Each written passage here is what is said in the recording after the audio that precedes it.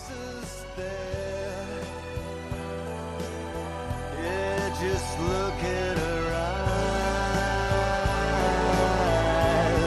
and don't believe that magic can die. No, no, no, this magic can't die. So dance. On the third film, Alfonso had begun to alter the process of how we looked at the books. The books were getting longer, and already by the third book, we were reaching a length where it was becoming clear that we were going to have to make some serious edits. And the choice that Alfonso made was to tell the story from Harry's point of view, and things that didn't relate to Harry sometimes fall by the wayside. But the fourth book was the first one that we contemplated dividing into two. Goblet of Fire is the fourth Harry Potter book and the first to have been deemed a doorstopper. The film was the first to be produced without official input from Chris Columbus, the first to have a soundtrack not composed by John Williams, the first for which being split into two parts had been considered but not followed through with, the first to make me question what the genre of this series even is, and the first and only Harry Potter film I deem to be both a bad adaptation and a bad film, certainly not the sturdiest declaration of what this story would henceforth be about, bridging the three feel-good, family-friendly installments preceding it to the three increasingly brooding installments that would follow. Its incongruous attempt to match the quality of Prisoner, noticeable from the very beginning. All of the installments' generic fantasy blockbuster superficialities, uninspired visuals, and befuddled pacing served on a platter that will, after over 2 hours of dining, leave us bloated and unsatisfied. With the first non-Harry point of view chapter since The Boy Who Lived, we follow Frank Bryce as he investigates an intrusion in the house of Riddle he has caretaken for since before being blamed for the family's deaths, hearing voices and seeing faces only we know the identities of, and lasting inordinately long enough in his eavesdropping for us to hear the setup of this year's plot. The last sentence of the chapter, 200 miles away, the boy called Harry Potter woke with a start, gives us the chilling confirmation all we just overheard was happening in the present reality, not in a dream, and Harry was connected not to Frank, as the film's perspective through his eyes would have us believe, but to Voldemort and the passion he was feeling scheming away. Besides what crucial exposition it leaves out, the film's what we'll call vision sequence makes its most head-scratching mistake in including Barty Crouch Jr., who, in the book, until his reveal as fake Moody at the end, shows up only in Dumbledore's memories of the Death Eater trials, everyone mistakenly understanding him to be dead, and speaking of him only in conjecture with his father, who was, at the time of this vision, still keeping him prisoner in his own home. Showing Barty alive and well now sets up Harry Potter's last true mystery for failure from its onset, the film trading what was a convoluted mystery in the book with an almost non-existent one. Which curse shall we see first? Weasley! Yes. The interesting thing about Goblet opening with this is that, whilst we remain in the dark about who put Harry's name in the goblet, we know the motivation for doing so is to get him to Voldemort, creating a book-long and what should have been a film-long tension from the moment he is forcefully admitted to the tournament. Except the film's tensions with that and the nature of Harry's visions are secluded to brief scenes in which Sirius and Dumbledore tell Harry not to worry about it. I mean, it was only a dream, right? Yes. It's just a dream. I think it's unwise for you to linger over these dreams, Harry. The barest possible acknowledgements of the issue as set up for Harry's occlumency training in Phoenix, and as foreshadowing of him being a Horcrux. You alright? Hermione, bad dream. When did you get here? When Harry wakes up, already at the Burrow, Goblet becomes the first film to skip Privet Drive entirely, but other than sending a letter to Sirius about his scar hurting, instead sent on the Hogwarts Express in the film, not much happens at Privet Drive until the Weasley boys arrive via flu powder, contributing to the Dursleys' hostility by destroying their electric fireplace, invading their privacy, coaxing Dudley into eating one of the twins' prank sweets, and all in all continuing to display an unbelievable ignorance of Muggles. Arthur's Muggle-related job and hobbyist interests apparently failing to instill in him any amount of common sense. Harry's last glimpses of the chaos consisting of Dudley's tongue growing out of his mouth, Petunia screaming, and Vernon throwing ornaments at Arthur. The green flames whip him away to the laughing, smiling faces of the Burrow he is more than glad to be surrounded by, including the two new faces of Bill and Charlie Weasley, neither of who are ever particularly plot relevant, but unlike the films, we at least get to interact with Bill before his wedding becomes a major set piece of Deathly Hallows. Furthermore, in the book, we learn of Percy Percy's recent employment to the Ministry, who he would side with against the beliefs of his family during Phoenix, before eventually rejoining them for the Battle of Hogwarts, a Weasley family subplot that was destined to be as entirely dropped by the films as it would end up being. Percy isolated to a few easy-to-miss cameos, one where he sat beneath Cornelius Fudge during Harry's trial, one where he's dragging around Harry and Cho during the attempt to arrest Dumbledore, one where he stood behind Ron and Hermione whilst Voldemort makes a show of Harry's corpse, and the last where he sat with his family after Voldemort's defeat. His presence in each of them of no decipherable significance to film-only watchers. Well, I must say I'd hoped for better. The Quidditch World Cup is supposed to be a relatively chunky bit of world-building, at least as far as Harry Potter world-building goes, the book and film realigning, if only briefly, when Harry and Ron are awakened at the earliest of hours. On their early morning hike, they meet one of the new senior students the studio executives were no doubt salivating to include, Cedric Diggory. This strapping young lad must be Cedric, am I right? Played by a pre-Twilight fame Robert Pattinson. Cedric has more substance than the other two Triwizard contestants who aren't Harry, but that really isn't saying much, and it says even less in the film than in the book. By the end of the year, Harry comes to respect Cedric for reasons other than his tragic demise, nudging each other in a couple of right directions during the tournament. But he maintains an underlying coldness towards him, not as a Triwizard competitor, but as a romantic one, the two of them both interested in Cho Chang. Other than that, everybody at Hogwarts is sad about Cedric dying because, as far as we were told, he was just such a swell fella. Cedric Diggory! I'll take him being so seemingly without flaws as evidence he existed to be killed in place of Harry, so that Rowling could have the shocking twist of someone likeable dying at the end, and the rest of the time he and the other Triwizard contestants are there to point out how much Harry is out of his depth. Overall, severely lacking character in and before Goblet, there's nothing about Cedric that warrants much emotional response from the audience, besides how attractive they find Robert Pattinson and the disappointment they won't get to see him in any more Potter movies. Merlin's beard! You must be Harry Potter! Amos Diggory, annoyed at the spotlight Harry stole as the second Hogwarts champion in the book, is basically just a Hufflepuff version of Arthur in the film, remembered mostly for weeping at the sight of Cedric's corpse and disappearing from the subsequent books and films entirely. A teleportation device known as a Portkey is their chosen mode of transport to reach the World Cup, which besides requiring no real training or skill to be used by as many people as can fit their hands on it, is made redundant by apparition, which Arthur, Amos, Cedric, Charlie, Bill, and Percy are all old enough to have learned to use, and the last three of who do in the book use it instead of going to the Portkey with everyone else. Perhaps they can't use apparition well enough to confidently, safely take along passengers, but that doesn't stop Portkeys feeling like a plot device shallowly shoehorned in the beginning here as set up for its involvement in taking Harry and Cedric to the graveyard. At that time, Harry also ends up needing an escape route, and so it is the case the Portkeys are less about making whoever touches it teleport, and more about teleporting itself along with whoever happened to be clinging on at the time. Portkeys laid out like this are all inconspicuous junk, so it doesn't attract muggles, but as far as the film is concerned, it does still stand out, and there is still that risk of a muggle coming along, picking it up, and finding themselves flung somewhere else.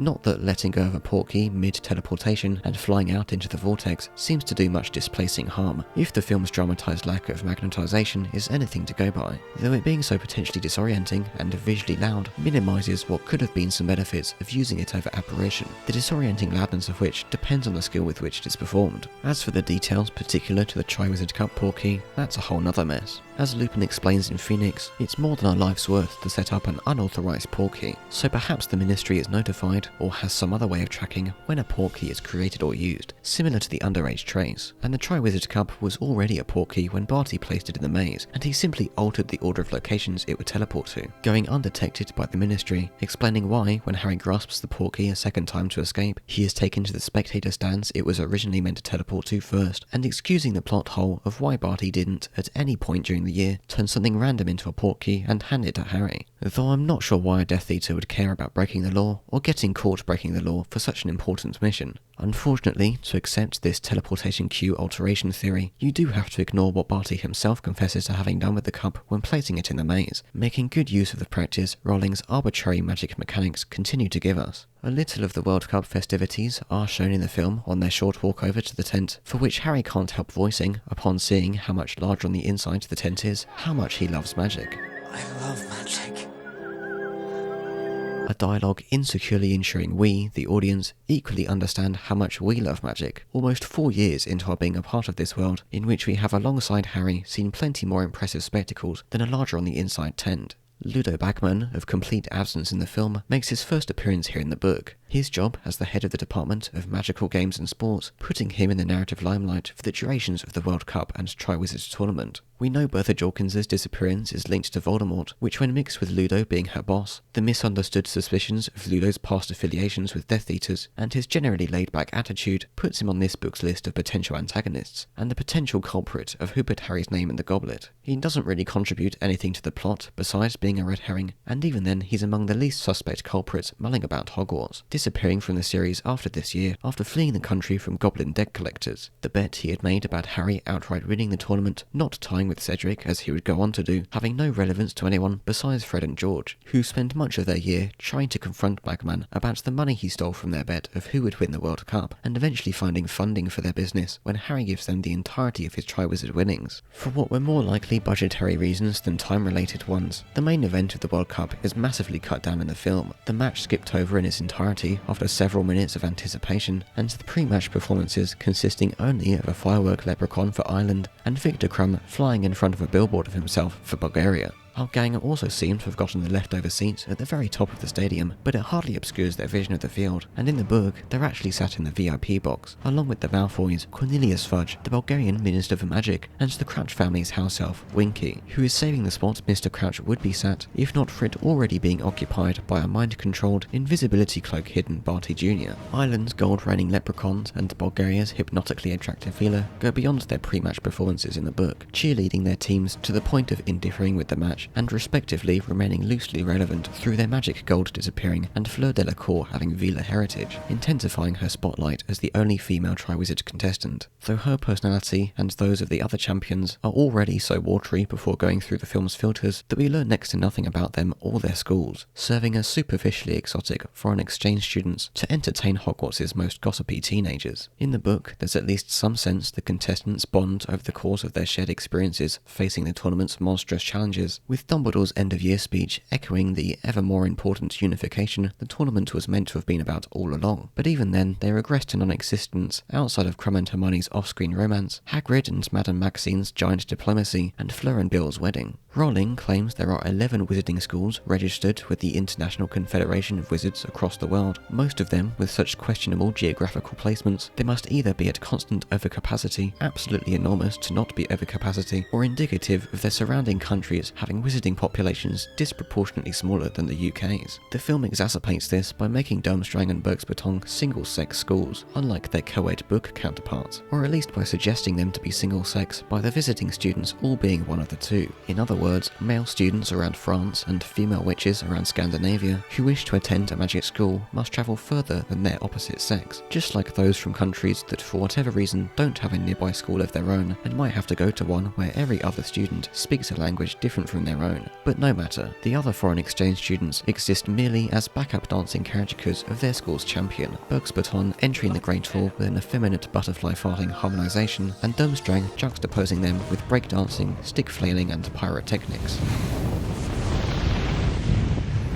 Krum gets marginally better treatment in this entry than Fleur, because his Yule Ball date with Hermione shows us a little of what he's like underneath that intimidating persona Durmstrang and or Karkaroff perpetuate, whereas we don't get the same for Fleur until she's hanging out with the Weasleys. But we still lack the book setup of his lone wolf mentality from the World Cup. The Irish are completely thrashing the Bulgarians with 170 points to 10, and probably would have continued doing so if Krum didn't end the game on his own terms by catching the snitch, his forfeit vaguely establishing him as a principled character who cares not for the experiences all these wizards came from far and wide to watch, ending the match in 30 minutes in a sport where matches have been known to go on for weeks at a time, ignoring that in reality Krum would be crucified for catching the 150 point snitch before the Bulgarians can gain enough points to at least tie with the Irish. The narrative requirement this match ending so quickly fulfills is to leave room for the headline dominating event that follows it. The Dark Mark is, perhaps besides those at the graveyard, Goblet of Fire's most pivotal chapter, setting up the rest of Harry's 4th year and important character motivations and magical mechanics from this book to the last. Rowling reportedly found more trouble rewriting its intricacies over and over than any other chapter. The events that occurred during and as a result of this chapter are essential to the book and must all the same remain unknown by us and Harry until its end. The film's version, on the other hand, is of barely any substance, deviating near unrecognisably from the book. Steve Kloves clearly having no intention of replicating the complications he saw develop in real time through his and Rowling's pre-franchise email exchanges. I am so sorry, Steve, because I handed you a problem that had tortured me. Because the scene at the Quidditch World Cup where you first see but don't see Barty Crouch and you don't know what's going on, and the Dark Mark appears for the first time, and it's incredibly obscure in every sense what's going on there, and trying to make that appear in any way coherent to the reader while obscuring as much as I needed to obscure was terrible. I had about 13 drafts of that chapter. Literally, I think I did have 13 drafts. And then, instead of saying, wow, this isn't, maybe this is too complex, I just said, there you go, you do it. The rest of the film had no choice but to make do with what this scene does and doesn't set up, which starts with the gang's post-match celebrations being interrupted by the outside commotion. Leaving the tent, Arthur goes to help the other Ministry officials, and the rest of the gang make their way in some inexplicable direction. Harry gets dragged away from the group at a crossroads and, uncharacteristically consumed by the panic, runs off on his own, not fighting back with the wand he and everyone else is equipped with, or even heading precisely for a safe location, losing all proactiveness that would have, if he got separated from the group in the book, made him try to rejoin them at any cost. Instead, he manages to trip and fall and get knocked unconscious by the free-for-all crisscrossing stampede. An unknown amount of time later, Barty Jr. makes an appearance walking around the desolate remains of the campsite. He casts the Dark Mark into the sky and grins with delight at the exact moment Harry wakes up a couple dozen meters away, spotting his movement and menacingly making his way over as if role-playing the villain of a slasher movie. And, as would be expected from a slasher movie, he stops his pursuit the second there's any inclination his would-be victim isn't alone, Ron and Hermione shouting out Harry's name in their search for him. Thought we lost you, man. Barty Jr. would definitely be able to destroy 3 teenagers in combat, and even if he didn't believe them to be teenagers, he would certainly take the risk of revealing himself to continue pursuit of someone he now knows to be named Harry. Nevertheless, he retreats into the mist and the trio are reunited. Then, in a circle around them, the adults from the Ministry emerge from puffs of smoke and immediately shoot their wands inwards, all having seen the Dark Mark in the sky and, from their separate locations, simultaneously teleported to a spot indirectly underneath it to attack people they can't have known were there prior to teleporting. Luckily, the trio crouch down and the stupefiers hit the debris around them. That's my son! Among these adults are Mr. Crouch and Arthur, Crouch jumping straight to accusing a group including Harry Potter, of all people, of casting the Dark Mark. Crouch, you can't. I did not lie! You've been discovered at the scene of the crime! Crime? Hermione explains the meaning of the Dark Mark, because of course Harry doesn't know about a symbol that should hold similar infamy to a swastika. It's the Dark Mark, Harry. It's his mark. Voldemort? And I guess this ignorance was enough reason to deflate Crouch's suspicions, and as he's about to take his team to search for culprits elsewhere, Harry mentions having seen that man in the field, but he didn't see his face, and it's all very mysterious as Arthur, Harry, Ron and Hermione are left to look up at the Dark Mark before we cut straight to the Hogwarts Express. All in all, a scene of a clumsiness equal to the mystery it sets up, if you can consider it a setup for anything other than the Dark Mark and the Death Eaters and their silly costumes. The book's version, on the other hand, taking until Barty's confession to recontextualise all that went down behind curtains. Crouch was a powerful and popular wizard who, at the cost of neglecting his family, rose through the ranks of the Ministry with the hopes of becoming Minister for Magic. As the judge in the Council of Magical Law and head of the Department of Magical Law Enforcement, it was his job in the aftermath of the First Wizarding War to sentence captured suspected Death Eaters, and he was known for being ruthless in doing so. It was he who sentenced Sirius to life in Azkaban without a trial, who, in exchange for the names of several other Death Eaters, set free confirmed Death Eater and now Durmstrang headmaster Igor Karkaroff, who furiously disagreed with the Council's clearing of Ludo Bagman's charges, despite him being little more than an unintentional informant, and who authorised Aurors to use the unforgivable curses under the principle of kill rather than capture, methods that were accepted because of the desperation to defeat Voldemort. And when his own son was suspected to have taken part in torturing Frank and Alice Longbottom into insanity, he gave him no preferential treatment. The biggest shock, however, wasn't the son of the man who would have topped everyone's list of least likely to be a Death Eater turning out to be a Death Eater, but the Crouch family's continued descent into misfortune as a result of that, which Rowling fails to display much of any character's reaction to the reveal of, lost in the sea of exposition that is Barty's confession and forgotten from one book to the next. Her health failing under the stress this family upset caused, Mrs. Crouch convinces Crouch to arrange a deathbed visit as a guise to rescue Barty from Azkaban. She uses Polyjuice Potion to take his place, whilst Crouch smuggles him out, the blind Dementors apparently unable to sense the difference between them. But then again, these are the creatures Sirius was able to escape from by turning into a dog. Mrs. Crouch dies in Azkaban, and Crouch doesn't go to retrieve her body for fear of the real Barty and his escape being discovered. To explain his wife's disappearance, he holds a private funeral, so as far as the rest of the world is concerned, Barty died and was buried during his sentence, and is therefore off the table as the culprit of any later crimes. Barty then spends the next 12 years imprisoned in his father's home, hidden under an invisibility cloak and controlled by the imperious curse his father had built his career on despising, thoroughly betraying his own principles and his wife's dying wish of her son having freedom. Bearing in mind that in the book's trial scene, Barty doesn't maniacally implicate himself as he does in the film, and so up until his confession, there is some ambiguity whether he was guilty. Critiqued for losing his wife, neglecting Barty growing up, and rashly sentencing him with minimal evidence, Crouch plummeted in popularity and lost sight of the chance to be Minister for Magic, eventually demoted to a position in the Department of International Magical Cooperation, where Bertha Jorkins works under him, and one day makes an unannounced visit to the Crouch home, wherein she hears enough of the house elf Winky talking to somebody invisible to deduce who it is. Crouch had tasked Winky with taking care of Barty whilst he's subdued with the Imperious Curse, and when Bertha finds out about this, Crouch casts a memory charm so powerful on her that it causes permanent brain damage, giving her the forgetfulness that would see her demoted to work under Luna Bagman in the Department of Magical Games and Sports. Peter Pettigrew then runs into Bertha and takes her to Voldemort, who fortuitously extracts the information of Barty's whereabouts and learns enough about the Triwizard Tournament to form the plan that takes the rest of the year to come to fruition, breaking the memory charm to do so and killing her in the process. But before they release Barty from his father's clutches, he gets taken to a nice day out at the Quidditch World Cup. Crouch must have been out of his mind to accept Winky's proposal to reward Barty with this outing, especially since his supposed good behaviour has only ever been the result of the curse controlling him. All it would take is one drunken Quidditch fan bumping into him and either deciding to or accidentally pulling off his cloak for him to be revealed. What actually happens is worse though.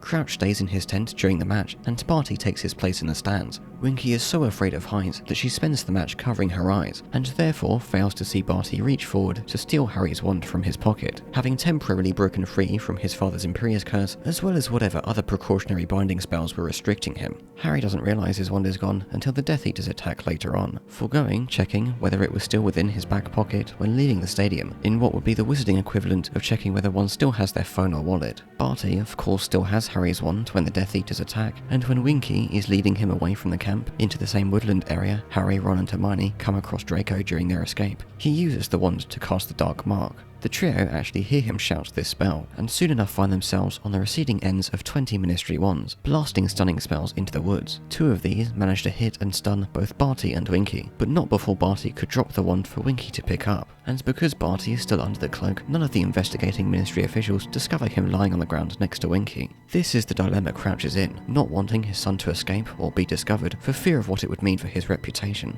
Amos Diggory accuses Winky of having a wizard's wand, which is illegal for non-humans, and of casting the Dark Mark, using the wand history revealing spell Prior Incantato to determine Harry's wand as having conjured it. He quickly drops the accusation once Crouch stands up for himself and questions how anyone could think he, of all people, would have told someone to use dark magic. But since all anyone saw was Winky lying alone in the bushes with the wand, Crouch attempts to save face by banishing her from his family. Not because anyone there believes her to have cast the Dark Mark, but because Crouch can't and doesn't want to be associated with any kind of dark magic, which his house elf's mistake had briefly brought upon him. And also because Winky had proved to be an unreliable guardian in allowing Barty to conjure the first Dark Mark since Voldemort's defeat, causing mass terror to all who saw it and understood who and what it represents. And finally, after everyone else has left the scene of the crime, Crouch supposedly reapplies Imperious and whatever other restrictions to Barty and takes him home. It doesn't feel so convoluted, laid out in chronological order, but I suspect that convoluted feeling comes from the muddlement of thinking back on and re-evaluating the chapter during Barty's confessional exposition extravaganza, and from Crouch's real-time perspective, it might have instead made for quite the compelling thriller as he panics to keep his secrets covered up. But how did Rowling reach this convergence of events in what she claims to have been the hardest to write chapter in the series? And, more importantly, what are the myriad of things it sets up? Whilst the Death Eaters who caused the riot are, to Barty's disappointment, only illustrative of their cruelty to Muggleborns and Half-Bloods, and not to any real loyalty to Voldemort, they are the first extreme indicator that this issue is a deeper societal problem than the hatred of one Dark Lord. Following the remnants of his vision to anonymously have the fun they would ideally be able to do regularly and without repercussions, abandoning their merrymaking when the Dark Mark raises the heat a little too high, failing to seek out what remains of Voldemort's spirit despite escaping their past crimes, and in Lucius's case, only vaguely maintaining his ministry connections and influence. Yes, but we must be. One thing the film actually does somewhat suggest, but never follows up on, is there being something not quite right with Crouch. As if you conjured it! Obviously, this is an intense situation for everyone in the camp, most especially the ministry officials on whom the responsibility and clean-up duties lie. But Crouch is particularly jumpy and almost interrogative when they find the trio underneath the Dark Mark, and then, in the book, defensive against Amos Diggory's insinuations his house elf had a hand in casting it instead. The film has no reason for him to be so on edge, given he has no unique dilemma of keeping Barty a secret, whilst knowing full well it was he who cast the mark, and was somewhere invisible in the forest. But they kept it in anyway, and it's basically the only bit of personality he gets in what little we see of him all film, where, instead of acting his crotchety old self under Barty's mind control, he seems relatively affable and mellow. Still, life goes on. And here we stand. The situation with Harry's wand introduces the Prior Incantato spell, which should really have been better utilised throughout the Death Eater trials, or in any other situation where it would be pertinent to know which wand cast what spell. It won't tell you who used the wand, but considering wizards somehow maintain the same wands for decades at a time, and avoid misplacing them outside of instances it's narratively beneficial, knowing who a wand belongs to and its history of spells is around the second best evidence you're going to get in this world where people can also drink a potion to impersonate each other. The first best evidence is a Veritaserum confession, though both that and Prior Incantato aren't infallible, the potion only working on those who don't know they've consumed it, and a wand's history being erasable, meaning you would have to acquire the wand before the culprit could, if they thought they were about to be investigated, erase it. And why wouldn't anyone be erasing it as consistently as the crimes they commit? Mostly though, Prior Incantato is a precursor to the phenomenon we see during Harry and Voldy's graveyard duel, only occurring between two wands of the same core and making it impossible for the casters to exchange spells, the victor forcing the other's wand to spew out its history, giving Harry the courage and distraction to escape, and the inconvenience of which causes Voldy to intently seek the most powerful wand ever created during Deathly Hallows. Harry's wand being used to cast the Dark Mark also gives fuel to the people looking to cast suspicion on him, like the journalist Rita Skeeter, who writes numerous defamatory articles on Harry and his friends between this World Cup fiasco and the end of the year. This might be the most impactful thing of all, setting the stage for the premise of Phoenix, during which Harry spends much of his 5th year ostracised by a sizable, gullible portion of Wizarding Britain, including some of his fellow Gryffindors who don't believe his claims about Voldy's return. Dumbledore, by extension, falling out with Cornelius Fudge, causing the Hogwarts instatement of Umbridge and pushing against the Order's independent preparations for the upcoming war. The situation with Harry and his wand is probably the reason Barty had to overpower the curse, cast the mark, and be recaptured all during the World Cup, only to permanently escape not long later. Rowling wanted the book's antagonist to be the one who cast the mark, leaving the reader to carry an unexplainable mystery all the way until its reveal, and in order to set up the events of Phoenix, it was beneficial for Barty to use Harry's wand to do it. But if Barty permanently escaped during the Cup, it would only make sense for him to bring the wand along with him, making it necessary for Harry to replace his iconic and thematically significant wand, and thereby making the crucial outcome of his graveyard duel a narrative impossibility, at least for how Rowling wanted to write it, in line with her questionable wand lore. Furthermore, she wanted Crouch to be a victim of Barty's escape, spending the rest of his time in the book manipulated by Barty's, Voldy's or Peter's Imperious curses so that he doesn't prematurely disappear and put everyone on alert. If Barty had escaped during the Cup, Crouch wouldn't have been able to take him back to their home, to then be invaded by Voldy and Peter, and may have even owned up to the Barty prison break debacle in its entirety, and that would have put everyone on alert. For things like Mad-Eye Moody reporting of people lurking around his home, and then turning up acting peculiar as the new Hogwarts professor.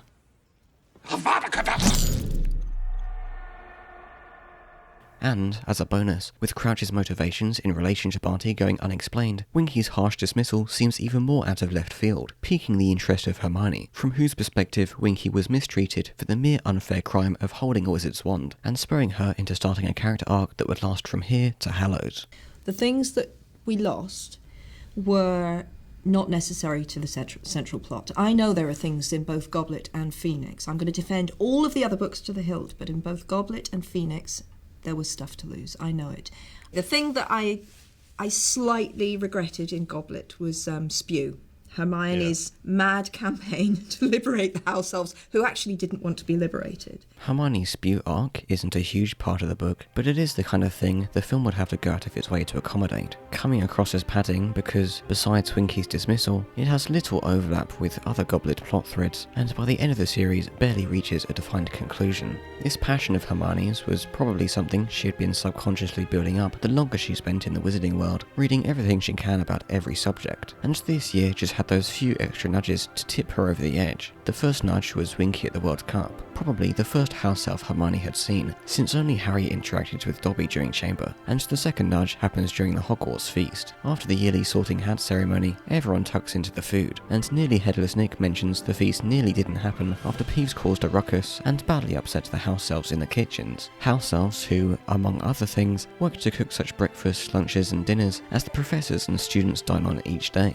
Hermione decides she can't stomach eating this slave labour cooked food anymore, and during the first week keeps rushing off the library before, in between and after classes, only revealing what she has been up to one evening after returning to the common room with a box of badges. On the badges are the letters S.P.E.W, standing for the Society for the Promotion of Elfish Welfare, which Hermione is almost demanding Harry and Ron join as her friends, with the hopes they'll help recruit more new members. As her friends, Harry and Ron have by now accepted Hermione's know-it-all bossiness, but that doesn't mean they'll happily expend the energy to care for whatever she's most recently decided to commit her self-righteousness to. And besides their collective organisation of Dumbledore's army in Phoenix, S.P.E.W. is by far the most extensive project Hermione involves herself in. Ron's annoyance is to be expected, as Hermione's opposite in many areas, and even after multiple years at Hogwarts, they still find themselves winding each other up, whether through genuine annoyance or jestful teasing, and Harry is usually the one sat indifferent or amused in the middle with infrequent stirrings of the pot. S.P.E.W. though, is something we might have come to expect Harry to care about. Even at this time, Rowling has chosen to write him caring only for Sirius, Quidditch and Cho Chang. His indifference comes across as weird, not because of the lack of support he shows for something Hermione is so passionate about, but because of what S.P.E.W. represents. The liberation of house elves from what at first seems to be, but isn't actually, magically imbued slavery, and a reconsideration of the old-fashioned culture that has kept them there willingly in all but one known case, an existence Harry should be the first to relate to from his upbringing with the Dursleys. But whatever empathy he managed to conjure with Dobby in Chamber doesn't extend to other house elves, apparently. Dobby's dire treatment under the Malfoys, a family Harry had other reasons to inconvenience, being witnessed firsthand by Harry through Dobby's bothersome bedside appearances and in the moments before Harry decided to free him with a sock. The liberation of not just one, but a society of house elves, however, is too abstract for Harry or anyone else to be convinced of, because only the likes of Dumbledore and Hermione have the intelligence to understand and the conscience to care, and the latter of those is a teenager with no influential means to do anything about it.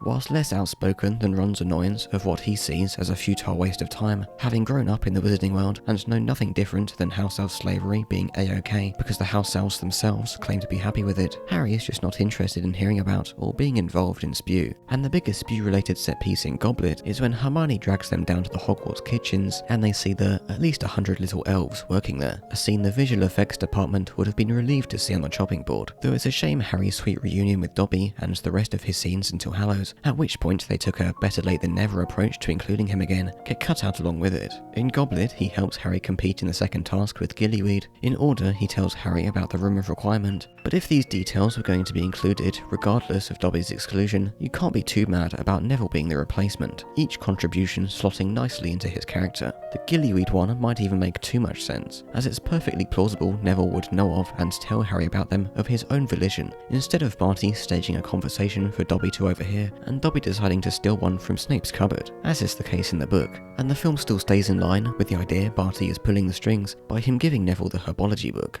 Dobby successfully disobeying certain other loyalties in order to help Harry suggests a house elf's free will isn't dictated by an unbreakable magical restriction, but a mental one, and Dobby believing himself to be free, even if he's really just switched to a job at Hogwarts for which he receives payment, has made breaking that mental restriction easier. But his self-flagellating habit, still occasionally forcing its way out, in between his unquestioning willingness to help Harry, is a sort of morally grey friendship only Harry benefits from, as if, although Harry and Dobby may consider each other equals as friends, they still fall back on their roles of master and servant. Kreacher is the opposite of Dobby personality-wise, but finds a similar respite from his loyalties and, despite coming into the series later, is actually of more importance to the house elf liberation subplot. Even still, he nearly got cut out of Phoenix entirely. Rowling spoke up to, without revealing anything about the final book, signify his importance, and so Kreacher ended up with the barest possible appearance, just a few seconds to establish his existence in Grimmauld Place, so his reappearance in Hallows doesn't come out of nowhere. In the books, however, Kreacher's importance isn't isolated to his, again, unrecognisably watered-down contribution to the trio's Horcrux hunting, which the film also decided to assign to Dobby to make up for him not having appeared since Chamber.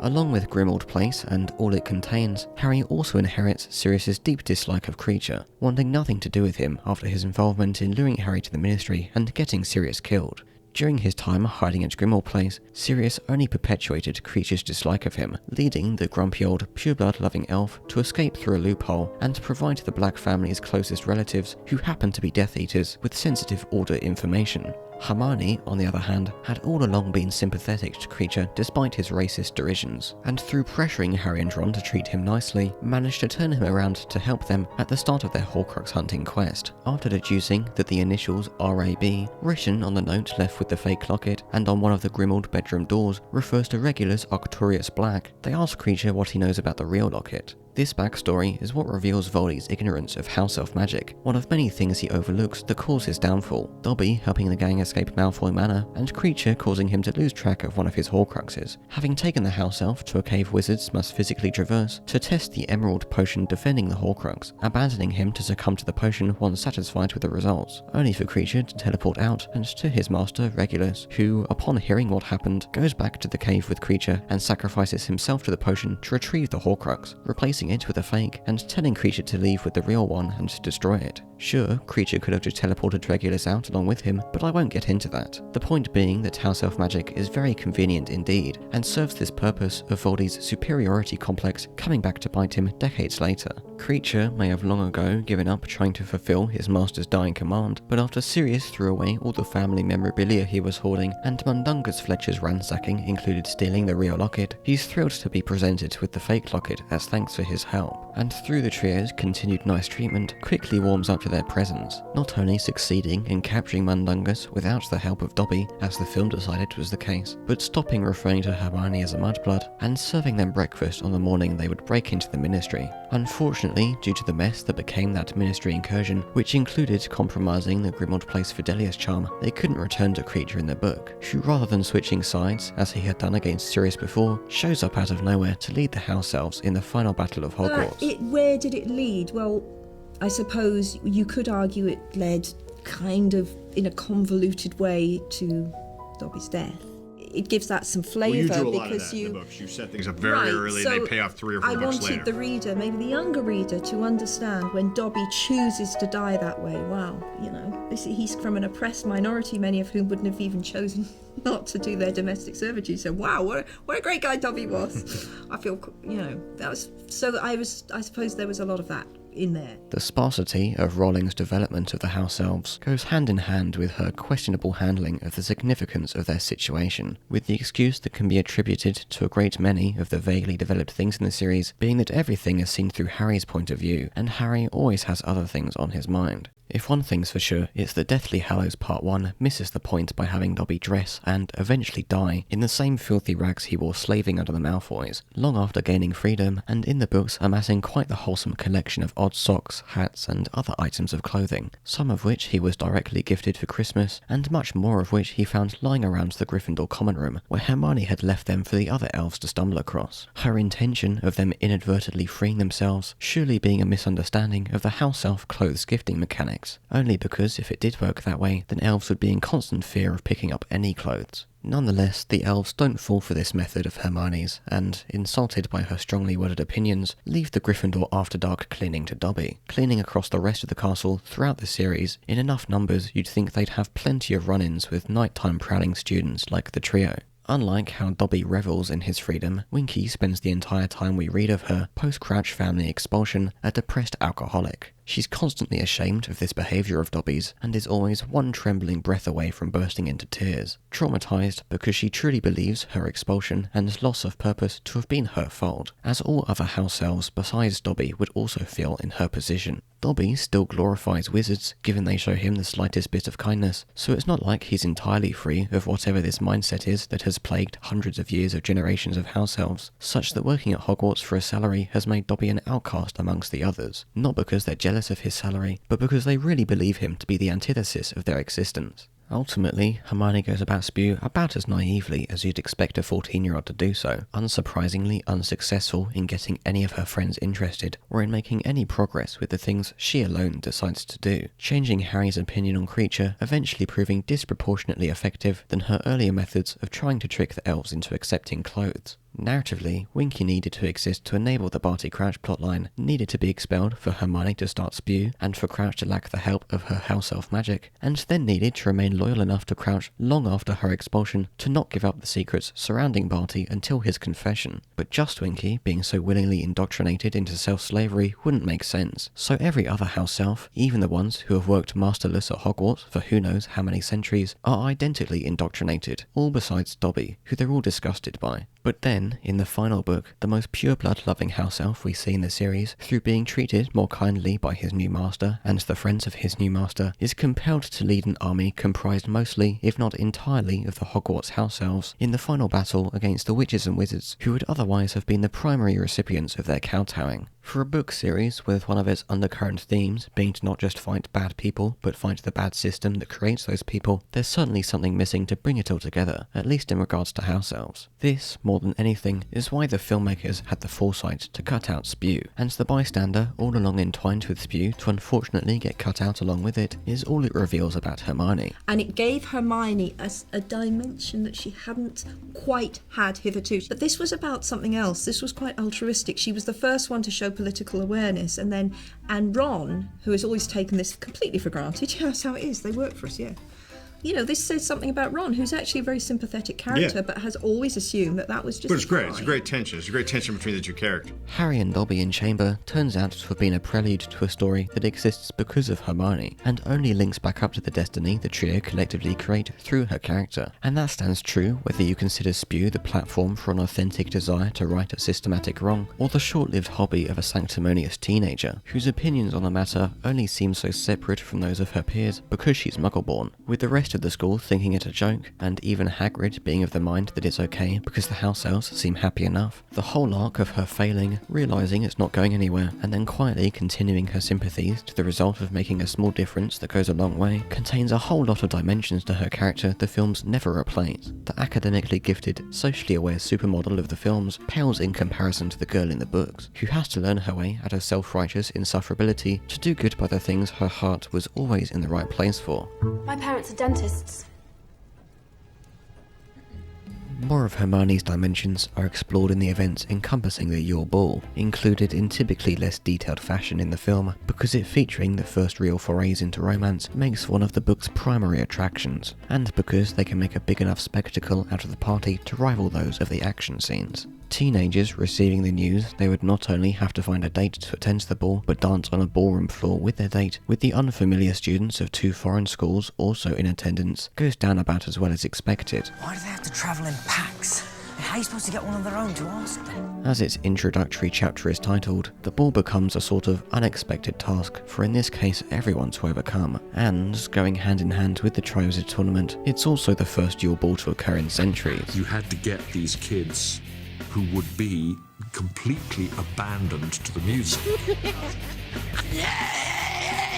The tumultuous tragedy that occurs at the end of the tournament, the return of Voldemort, and the consequential boiling of a new wizarding war means neither diplomatic celebration is appropriate to take place in subsequent years, and because students below 4th year are prohibited to attend unless they are invited by someone older, like Ginny is with Neville, that leaves a whole lot of students disappointed to have missed out on the wizarding party of the century. Although it still cuts out almost all of the book's fat around the centrepiece of the trio's romantic tensions, the film holds on to the snippets of Neville's inversely happy experience. From Patrick Doyle's soundtrack, Neville's waltz starts playing as McGonagall instructs her Gryffindors on dancing, and then continues over a montage that includes the boys searching for dates, Krum smiling at Hermione as a congregation of fangirls follow him on an exertive walk, Hagrid flirting with Madame Maxime, and Neville humming whilst practicing his steps. Neville has put up with his fair share of nonsense until now, always caught up in some sort of amusing predicament, like the Golden Trio's ill-fated fourth Beetle, and in the process of growing, he is using the ball as a platform, showing off his increasingly good-humoured confidence, which, to give the film some character-building credit, is necessary for the reliable role Neville plays in Dumbledore's army from Phoenix to Hallows. In the book, he first asks out Hermione, but she has already said yes to someone she refuses to disclose, and so Neville instead asks Ginny, who, as a third-year student hoping to attend, takes the chance to do so. The film forgoes whatever small embarrassment she felt settling for Neville, hoping, of course, to have been asked by Harry, and for as much sense as that makes for Ginny, I prefer that the film didn't play up Neville's famed clumsiness. And, unlike the charitable Chad film Neville is shaping up to be, who isn't seen or mentioned as having asked Hermione or anyone else prior to showing up to the ball by the side of Ginny, Harry and Ron don't have such fortune to snag their first choices, and the diagram of who ends up with who and who they secretly wanted to end up with gets all jumbled up. No. Absolutely not. Harry is facing all the more pressure as one of the four champions whose traditional duty it is to open the ball with the dance, and Ron is, in this book more than any other, his infinitely upstageable accomplice. Unfortunately for the Patil twins they desperately snag at the last minute, Hi, Harry. Harry and Ron turn out to be too discontented to make satisfying dates, Ron specifically becoming resentful after seeing Hermione by the side of the star Quidditch player he's fanboyed over since the World Cup. He's more than an athlete.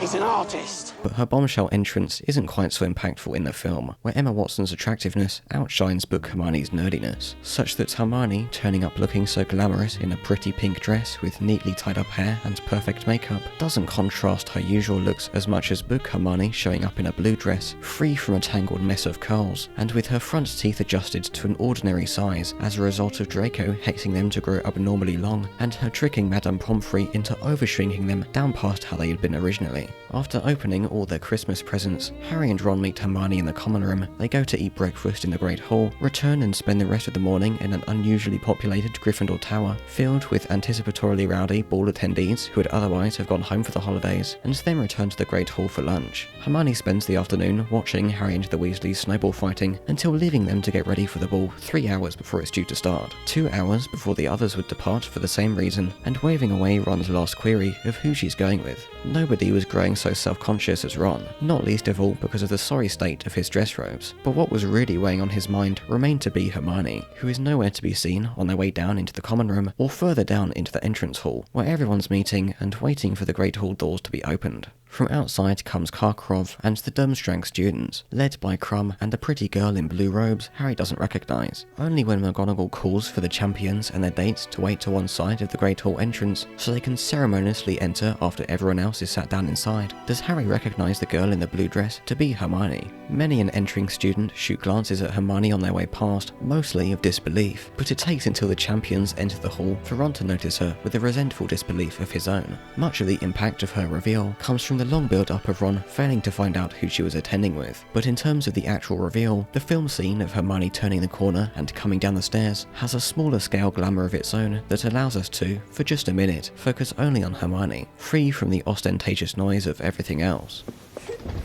Lula Bagman is, of course, as one of the tournament organisers, in attendance, but Mr. Crouch is not, his representative turning out to be his newly promoted personal assistant, Percy, who Harry finds himself sat next to, and thus subjugated to his charmless ministry obsequiousness. Later, during the dance, Ron rescues Harry from Percy and Lula's company, and they walk out into the garden, where they overhear the unpleasant whisperings of Snape and Karkaroff. During the feast, Dumbledore was teasing Karkaroff about the secretive location of Durmstrang Institute, which Karkaroff wants to keep secret not only because of the controversial dark arts they practice therein, but because he, as one of the Death Eaters to have sold out their brethren to escape persecution, knows Voldemort will come looking for him. He would in fact end up fleeing after Voldemort's return, but Snape shows no such concern for the impending doom, claiming he will remain at Hogwarts and ending what we overhear of the conversation. I have nothing to be scared of, Igor. Can you say the same?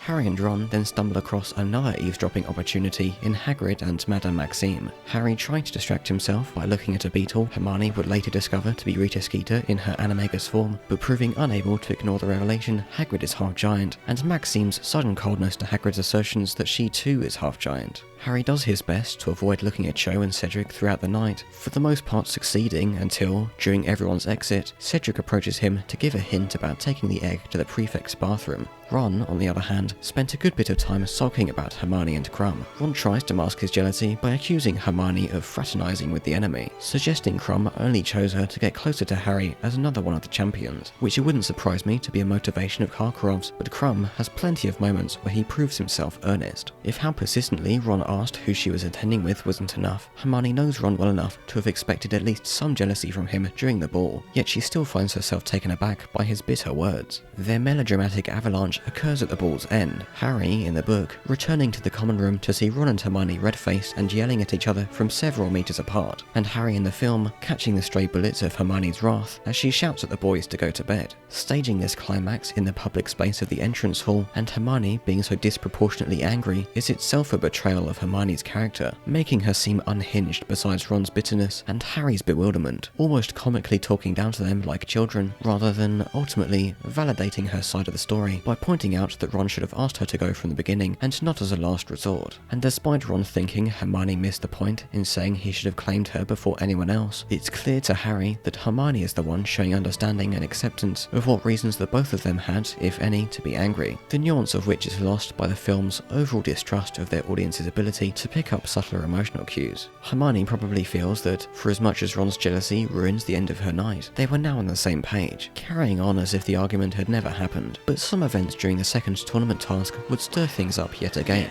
A bit. Ah! Mercy.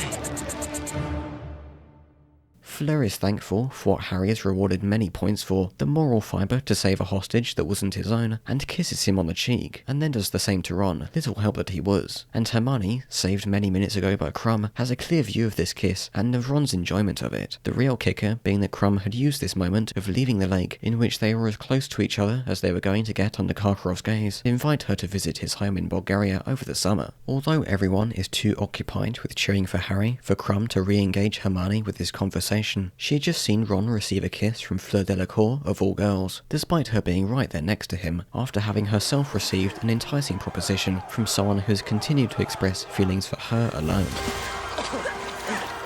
But Krum asking Hermione this in public does have its consequences. Rita Skeeter coming out with another one of her truth-bending, drama-fabricating articles she's been writing around the tournament. Can't believe it, she's done it again.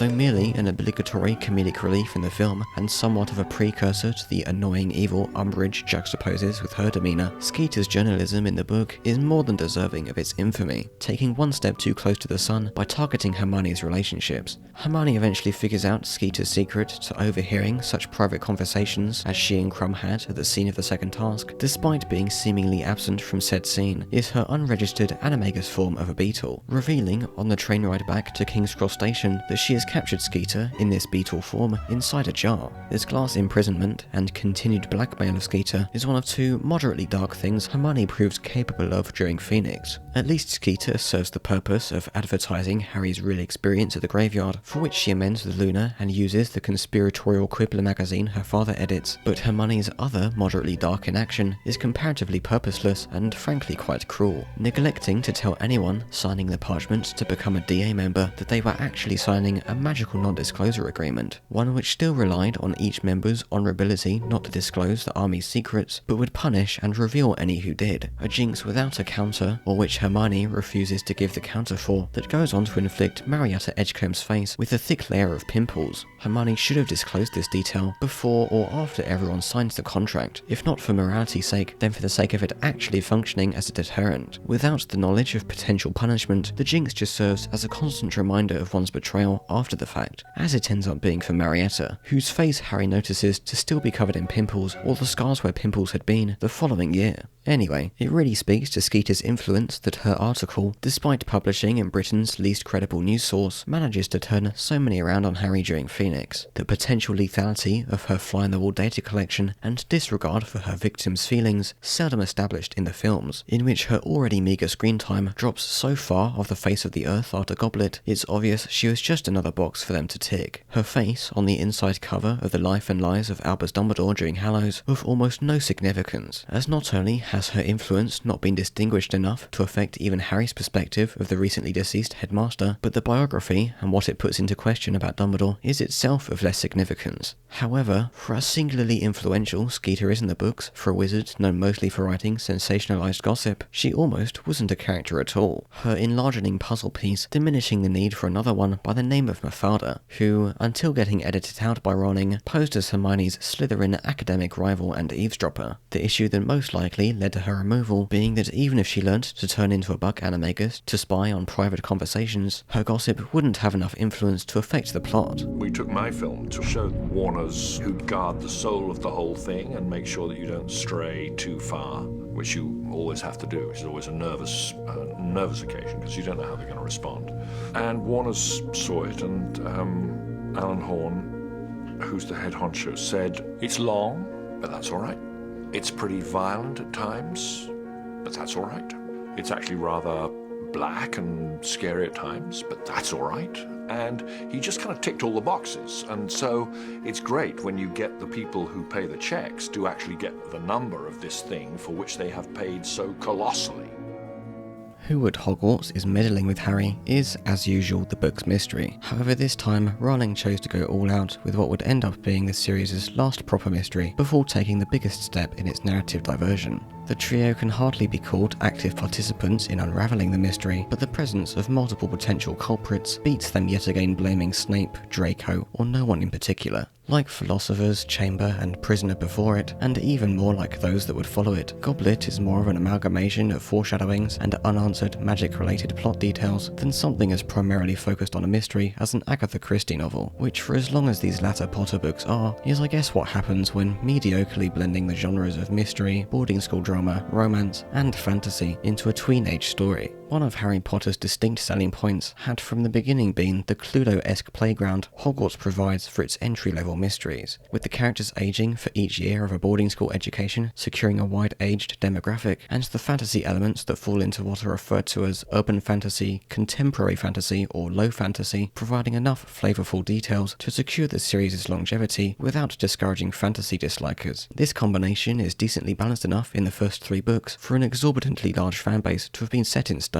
Where that stone really starts to crack is from Goblet on, with fragile layers of magic blanketing a broadening puddle of a fantasy world, more characters bringing along their increasingly convoluted schemes to generate vague mysteries, and the students entering the romantic era of their boarding school educations. David Heyman came to me with number 4 and said, would I read the book? I read it, and the book is vast. It's a great big sort of house brick-sized thing. The 4th book is the biggest of them. It's about 900 pages. It's a doorstop. It's a house brick. And I thought, if it's really going to nail the little darlings to their seats, then it has to have this great big energetic core to it. The Triwizard Tournament was a big extravaganza, and Mike Yule described it as a Bollywood movie, much to our horror at one point, because he thought, my God, what does he mean? But what he meant was a huge extravagant entertainment, and that's Mike's character. That was what the film required, and that's what he delivered. One of the reasons why we chose Mike was he was so brilliant at capturing British public school life. I told Hermione to tell you, the Seamus told me. In lots of ways, this is a classic English school story. All right, it's wizards and wands and magic and stuff like that, but it is nonetheless a classic English school story. And we're all brought up on those things. You know, I share all the same references. I don't even know I'm doing it. Sorry, I didn't catch that. It obviously was a coming-of-age story. One of the big sequences was the Christmas ball, and clearly there were 1 or 2 things to do. You either had to do the whole thing, in which case you had 2 movies, or you had to take a very strong line on it and say, no, it's only this, and we'll dispense with everything else. And I thought that it was a great thriller. It's like a Hitchcock thriller. And I was very convinced that it was only one film, so I was simply ruthless with the stuff that I couldn't see a way of doing. There was one side of the book which you could string the pearls on, which was the thriller side of the story. Ah, you kissed me. There is a terrible, murderous plot, but you don't know what it is. As if in warning, Harry's scar screams in pain. And when I woke up, my scar was stinging. All he knows is that his scar hurts like hell. And the scar and the hurting of the scar and the dreams that he has while the scar is troubling him, they form a kind of chain of stepping stones through the story. I was going to do what Alfonso did. I said, now they're growing up. That's the real point about it. They're growing up, and the story is much blacker and more serious, and we're going to frighten them. And so I'm going to make it really sort of dark and creepy and whatnot. And then Alfonso very sweetly said, if you want, you can have a look at the first sort of 40 minutes of my film. And then I went to his cutting room, and they showed me this dark and creepy world that he had made. And so I had nothing to do. What was I going to do? I had to reinvent the wheel. Although I knew I'd got two great pieces of magic up my sleeve, which were going to make a wonderful climax. One was Brendan Gleeson playing Mad-Eye Moody, and the other was Ralph Fiennes playing Voldemort. The boy who lived. And so what I had to do, in a way, was to make the emotional complication that was going to hit these kids at 15. So I concentrated on that. All of those smiles and whatnot, that's all good stuff. And so what I got was, probably got a funnier film. You would say, look, there's a great bit in the book, and you'd think, yeah, Brendan, okay, fine. I know about the book. You know, the book is 750 pages. I've got 120. What do you want? But you'd then look at it and you'd think, no, actually, maybe he's right there. When Mike Newell came on board for Goblet and was presented with the most extensive mystery of the increasingly cramped latter half of the series, he deemed the original idea proposed by Columbus and co. of splitting the book in half to make 2 films an unnecessary endeavour, his pitch revolving around avoiding that by focusing on making a thriller and ruthlessly taking out anything that doesn't and can't be altered to serve that focus, an approach he evidently went on to disregard, but which still defined the film as the confused, crude and clumsy failure it is, frantically flinging characters between things included because they happened in the book, but missing any substance they generated or had the potential to generate. The credit-scrolling aftertaste of a mangled cocoon of disjointed rhythms, far from narratively or thematically satisfying. The film's gorgeously grim climax is detached enough to hit it out of the park, but the plot's entire build-up fails to deliver on almost anything thrilling or mysterious, resorting to a generic blockbuster style of superficial action sequences, uneventful boarding school drama, and diluted fantasy flavouring, which is the main thing that keeps Rowling's mysteries glued weakly together in the books. Where you can give Goblet some sympathy is in its mystery being the only one complex enough in the series to not comfortably translate to film, and frankly they made the right decision in stepping away from the convolution that starts at the Dark Mark chapter. The problem is that instead of stepping into a compelling and film-suitable mystery, they stepped into a non-existent one. Alistair, keep an eye on Harry, will you? I can do that. Don't let him know, though. He must be anxious enough as it is, knowing what lies ahead.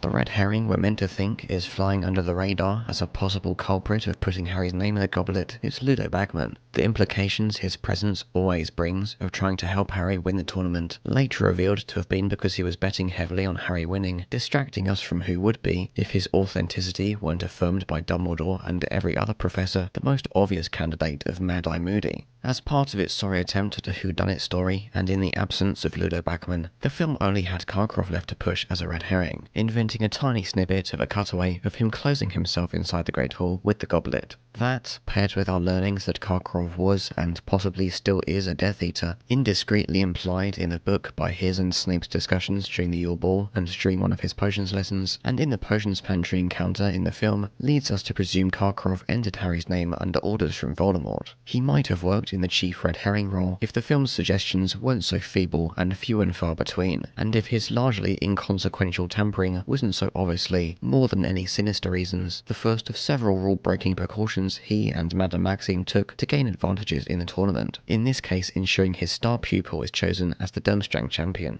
Karkaroff just doesn't seem sinister in any way, really, and makes her even less of a red herring than he did in the book, where he was being so blatantly pushed as the culprit, there's no way it was actually going to turn out to be him. Another minor candidate is Mr. Crouch, absent from his job at the Ministry and several important occasions throughout much of the book, and the film's handling of who becomes its most bewilderingly bad plot point, hand in hand with overtly suggesting there's something seriously not right with Moody, and hasn't been since he was introduced, guzzling down the liquid in his flask that would, strictly archetypally speaking, be alcohol, giving some morally questionable dark arts lessons, turning Draco into a ferret, blatantly spying on and helping Harry win the tournament, and his lip-licking twitch disturbing Crouch in the aftermath of the second task, immediately after which Crouch turns up dead in the forest. Though entirely devoid of it in the film, in the book Harry starts to find Crouch suspicious after serious speculations of wizards who have previously turned dark and seeing him break into Snape's pantry on the Marauders map, thinking for what reason Crouch would sneak around to do such a thing and how it conflicts with the supposedly serious illness that had rendered him a patient of St. Mungo's Hospital. This pantry thief was actually Barty Jr., the map conveniently understanding they share the same name and therefore not breaking his cover, and he takes the map from Harry to ensure he doesn't come so close to discovery again and to further enable his nefarious activities. It's not until a chapter titled The Madness of Mr. Crouch that the seriousness of his situation gets properly noticed. Shortly before the third task, Harry takes a nighttime trip outside the castle to receive a briefing on what the task will entail. The other champions and the tournament organisers are there as well, and despite Ludo Bagman looking like he's itching to plug Harry away for another assistance proposition, Krum beats him to the chase to instead ask Harry about his relationship with Hermione. Crouch barges in on their chat, looking worn out and dishevelled, and, in between raving about ministry business, straining out the words "warn Dumbledore." When Harry returns with Dumbledore, Krum is lying unconscious in the grass, and Crouch is nowhere to be seen, and nothing comes of the investigation into Crouch's disappearance because, as Barty details in his confession, he removed Crouch from the equation altogether by killing him, transfiguring his body into a bone and burying it on the edge of the forest, ensuring he doesn't escape confinement again, but losing a powerful ministry and tournament connection and putting Dumbledore on edge, a detriment increased tenfold in the film by Harry stumbling across his fully intact and uncovered body, confirming his fate long before Barty's confession. Why would the tournament continue uninterrupted after the guy running the thing not only disappeared but turned up dead? Well, exactly. As Harry overhears when the film, skipping over this disaster of a plot as quickly as possible, cut straight from his discovery of Crouch's body to his way up to Dumbledore's office, Dumbledore and Fudge are in disagreement about the tournament continuing. What did you say to me? Excuse me, gentlemen. It may interest you to know this conversation is no longer private. However, unlike the book, Dumbledore in the film plainly stated his intentions to use Harry as bait for the typical Hogwarts-infiltrated wickedness. Someone evil does something to mess with Harry, crossed off everyone's annual bingo cards from the moment his name flew out of the goblet. What? Do nothing? Offer him up as bait? I agree. With Severus.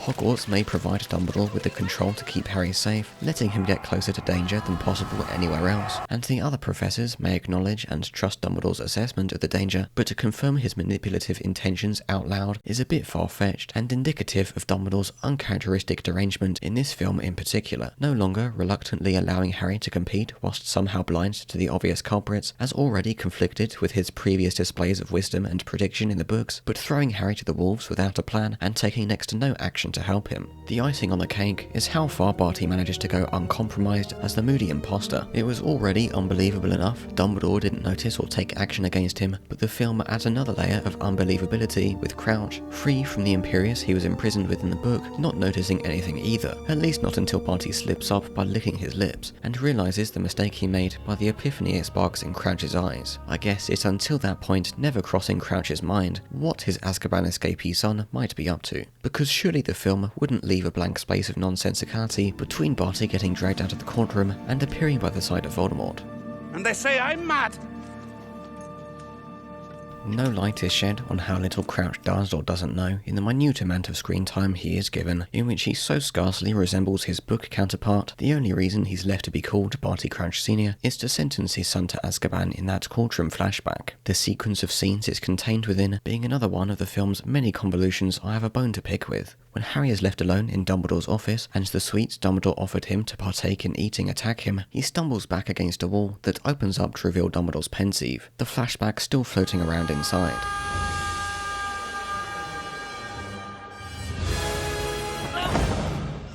After Harry comically falls and lands neatly inside the courtroom, and we learn the narrative context by recognising Barty as that guy from beside Voldy in the opening scene, we exit the flashback to see Dumbledore waiting beside the pensieve. Ignoring that Harry may be in the vulnerable state of someone who just discovered a dead body, Dumbledore starts rambling about his failures to find an explanation for why terrible things have happened. And when Harry gives him the puzzle piece he's been looking for by mentioning where he recognised Barty from, Dumbledore, echoing what Sirius earlier said in the fireplace, advises Harry to ignore these dreams. Every time I get close to an answer, it slips away. Then, on his way out of Dumbledore's office, Harry chances upon Karkaroff showing Snape his snazzy Death Eater tattoo, and, blaming Harry for stealing the supplies needed to brew Polyjuice Potion, Snape threatens to use Veritaserum on him. 3 drops of this, and you know who himself would spill his darkest secrets. Add to that the painfully on-the-nose announcement that Moody has placed the Triwizard Cup in the maze. Earlier today, Professor Moody placed the Triwizard Cup deep within the maze. Only he knows its exact position. And the guilty glance Dumbledore gives Moody as the maze wall closes Harry inside, and it's obvious the film had desperately spent the last few minutes spelling out its virtually non-existent and thoroughly uncompelling mystery. The ruined pacing between the second and third task, the result of 3 short deleted scenes, none of which are good or possess degrees of substance that would have remedied these pacing issues. We can win this. And I really think you should go to Dumbledore. Yeah. What do you suppose was on Karkaroff's arm? I don't know.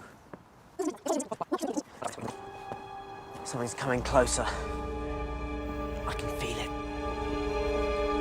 Harry Potter was always an adventure story covered with a veneer of mystery, which the films exacerbate by above all else indulging in the most conceivably cinematic set pieces of their respective books. And so when the inevitable climactic exposition drops to explain the mystery as perspicuously as the multi-book spanning mysteries will allow, the characters doing the explaining in the film seem to leap and bound towards the conclusion, attempting to make do with the sparse and flimsy string they were left to connect everything together with. With Goblet, pretty much all of this mystery convolution in both the book and film can be traced back to the existence of Barty Jr., who seems to possess a set of skills proportionally beneficial to the plot. The only backstory explanation given for his brilliance is being one of 3 known people to have achieved grades in all 12 OWL subjects, but the ingenuity with which he infiltrates Hogwarts and enacts Voldy's ridiculously elaborate and unnecessarily risky plan is matched only by Voldy, Dumbledore and Snape, none of who are nearly as consistent in their ingenuity or have spent the majority of their adult lives imprisoned. And, unlike the adult-looking Barty's manic lunging in the film, Barty in the book's flashback seems like little more than a snivelling kid caught with the wrong crowd. That may be what he wanted everyone to think, or only turned fully evil after his imprisonment, but David Tennant's version of the character too transparently confirms Barty as a psychopath and creates no controversial doubt whether he was guilty. The book's idea of Crouch having the biggest hand in Barty's further moral descent wiped off the table along with much of the personality separating Barty from the other Death Eaters, that being his desire to worship Voldemort in defiance and as a twisted replacement of his father. Last boy who went into the Department of Mysteries never came out. Mentally surviving Azkaban would be impressive by itself, but Barty's brilliance continues after his imprisonment, accompanying Peter to the home of the most accomplished aura of a generation, using his Hogwarts education limited combat experience to help subdue him, taking on his identity well enough to convince Arthur, after he came to investigate the disturbance, keeping up the identity for the real Moody to not need a reintroduction after Goblet, and, most inexplicably, bypassing the Goblet's restrictions to submit Harry's name to the tournament. Harry Potter. It's not like nobody made arguments against the lunacy of forcing Harry to compete after Barty and Barty insisted he has no choice, but the details of what the tournament contract entails and whether it can or can't be tricked or broken is so arbitrary there's barely a basis to analyse. Barty managing to submit Harry's name by bypassing Dumbledore's age restriction and assigning him to a non-existent 4th school suggests it's within reason of anyone magically capable enough of replicating this feat to submit anyone they wish to the tournament. I suspect there isn't actually an an unbreakable life-threatening contract between the Goblet and its champions, but for a second assuming there is, why not submit the name Tom Marvolo Riddle and allow him to drop dead the moment he fails to fulfill the contract, unaware he was ever even a competitor and therefore never showing up to the first task. Not only is what happens to a champion if they don't participate never defined, but what constitutes them participating is never defined. In the second task, for instance, can Harry just dip his toe in the lake or submerge his full body for at least 10 seconds, or does he have to go into the task fully intending to compete for the most points? If that's the case, Harry hardly fulfills that requirement at any point when he expresses nothing but disinterest in the glory of the tournament and seems concerned merely with surviving what each task throws at him. And he of course didn't intend to submit his name in the first place, and yet still the Goblet ate and spewed back out the application. For as much as the Triwizard Tournament is the front and centre selling point of this fourth entry, it might seem odd that it's taken until now to dedicate a segment to talking about it, and as great as it would be to say it's taken until now because of the interconnected importance of the plot happening in and around the tournament, it's actually because the three tasks aren't, as inconsequential fantasy spectacles of differing excitement, particularly interesting in isolation. Simplified, generic fantasy action, not making up for the loss of Harry's nervous anticipation and training in the books. The film's CGI sensationalization peaks with the first task, where the absence of the dragon handler's standby extinguishing spells exacerbate an already idiotically dangerous chase sequence, during which Harry has several close calls before even remembering his plan of summoning a broom, and with the broom the dragon follows him out of the stadium and he has so many more close calls, you have to wonder how long the spectators would have sat waiting for him to come back before going to search for his charred remains. Not to mention that the champions facing different dragons is majorly unfair, or that we miss the perfect opportunity to introduce Charlie Weasley as one of the dragon handlers failing to rein back in the one chasing Harry. The tension of whether Harry will be able to perform Accio under pressure and acquire his broom quickly enough to evade the dragon, replaced with fumbling about and narrowly avoiding incineration with irritatingly cinematic timing.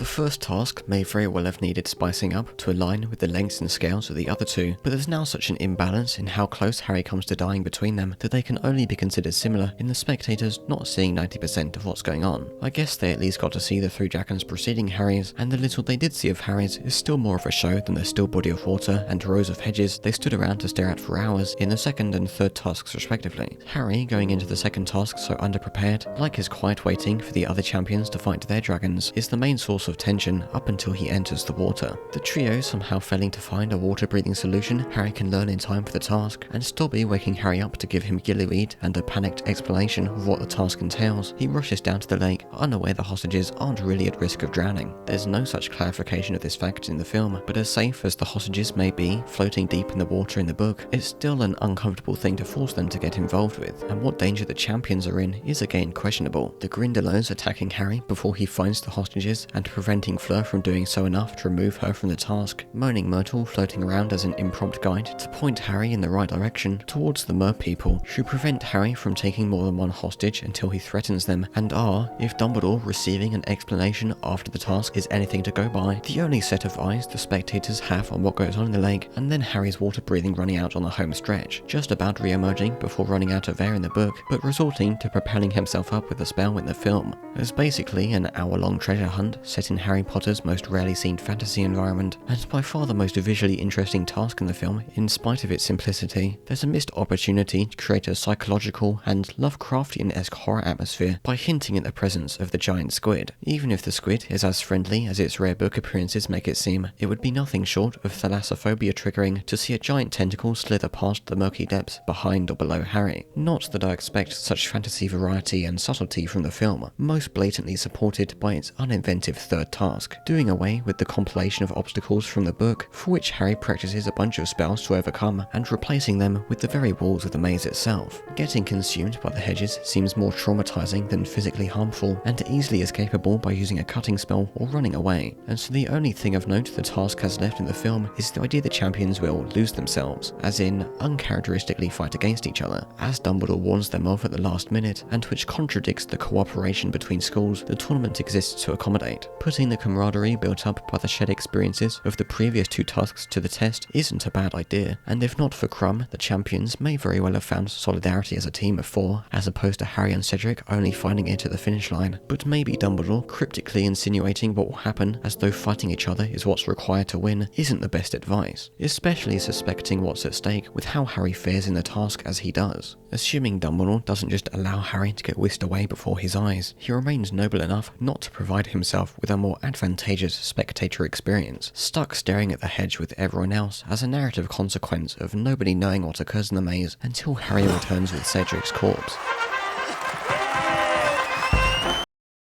Despite Barty remarkably pulling through with serving Harry on a silver platter, the graveyard confrontation ends with him yet again slipping through Voldy's fingers. Voldy's egotistical theatrics having denied Barty of the choice to use any of the available methods to teleport Harry, on top of insisting on using Harry's blood for his resurrection. From Voldy's perspective, the plan was to give his Death Eaters an exclusive show of stealing Harry from a prominent event to regain their trust in his power, proving his previous demise at the hands of a baby Harry was merely a fluke, and that, despite what he believes Dumbledore to have propagated with the prophecy, the boy poses no threat to him. Admitting how foolish he was to overlook the ancient magic that caused his killing curse to rebound slightly contradicts this, and brings into question how Voldy continues to be fooled by his misunderstanding of such magic to the extent of using Harry's blood and replicating Lily's protection inside him, but that's a mess of a narrative thread better saved for later. What using Harry's blood definitely does enable Voldy to do is physically touch Harry, providing his Death Eaters with a convincing visual and adding a great sense of danger to the scene and to the series from this point on, snapping the safety net Harry was established as having at the end of Philosopher's Stone. Putting magic aside, the uncertainty about what happened in the maze would have been only more prevalent had they succeeded in killing Harry at the graveyard. News of the boy who lived disappearing or showing up dead somewhere down the line spreading like wildfire as the first step in Voldy's fear-mongering ascent to power. In hindsight, this graveyard scene is the highlight of Voldy's overall monotonous villain career. The potential for a capable and nuanced villain was there, and discarding his half-baked appearances in Philosopher's and Chamber, this rebirth could have been a fresh start, but he immediately goes back to relying on the incompetence of the protagonists outweighing his own, resulting in characters' agencies feeling individually limited by what the narrative demands of them, which, in Voldy's case, just makes him seem ridiculous.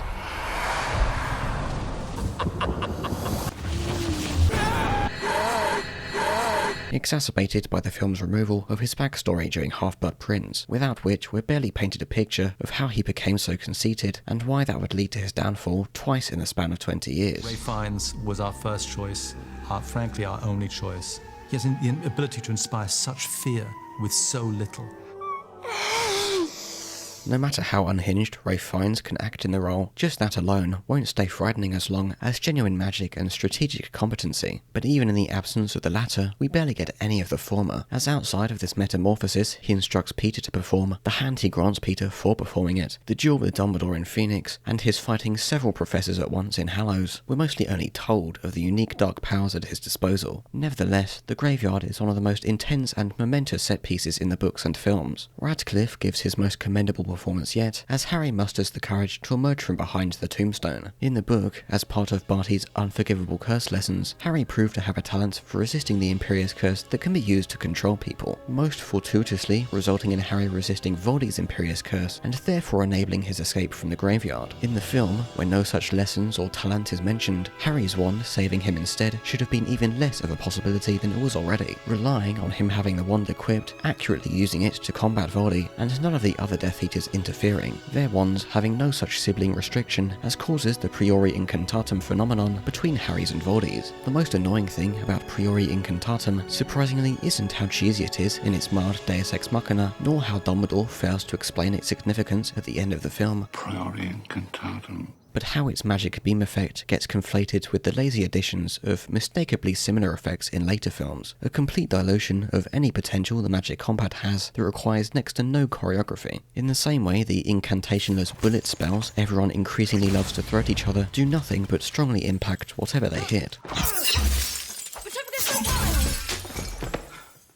The main issue when Harry returns from the graveyard continues to be Dumbledore's uncharacteristic behaviour. First of all, he pries Harry off of Cedric's corpse and, in this most vulnerable state, allows him to be dangerously isolated by the one person he was by now suspicious of. It takes long enough for him or anyone else to catch on to Harry's absence from the stadium for Barty to almost deal the final blow, and throughout the film's simultaneously claustrophobic and bare-bones exposition dump, speedruns every deranged emotion he spent the year showcasing, casting Expelliarmus to the incorrect effect of pushing Barty backwards, trembling with fury as he forces Barty's mouth open so Snape can pour the serum inside, interrogating Barty by the scruff of his collar, shouting at Harry to get away from the trunk in the corner of the room, Harry, away from there! Suddenly relaxing at the reveal that Moody is sat imprisoned inside the trunk, We'll get you up in a minute.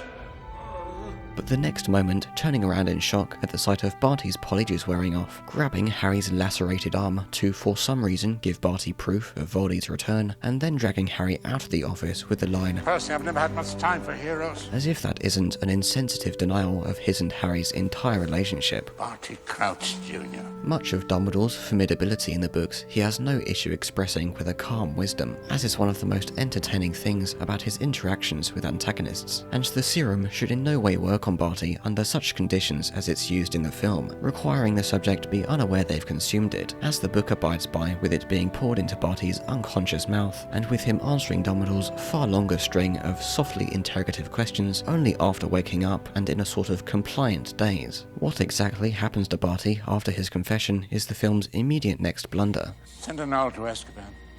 Think they'll find I'm missing a prisoner.